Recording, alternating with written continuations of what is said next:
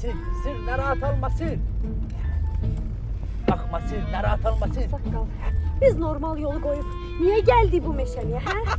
Sen meşeyle de sürmelisən, belə də sürmelisən. Trava almaq istəyirsənsə, ağsaqqalın sözünə qulaq as. Sır, narahat olma, sır. Saqqal, sən məni naxaq səhv yola saldın. Dəlisən, bu heç səhv yola oxşayır, bu ən düz yoldur. Sır, heç nədən qorxub eləmə, meşəlik, təbiət. Sır, qorxma, birdən nədənsə qorxsan, eləsən, bunu burax tut əllərimdən. Mən sənin yanındayam, sır. Yox, ay saqqal, mən düz yola qayıtmaq istəyirəm. Yox, düz yol lazım deyil, belə. Neylədin, sən neylədin, adam vurdun, sən adam vurdun. Saqqal, mən adamı öldürdüm. Yox, qorxub eləmə, heç nədən qorxma. Meşəlikdir, heç kəs gəlməyib, heç kəs gəlməmiş, öp məni. Cinayəti üstümə gətirəcəm, öp məni, tez ol.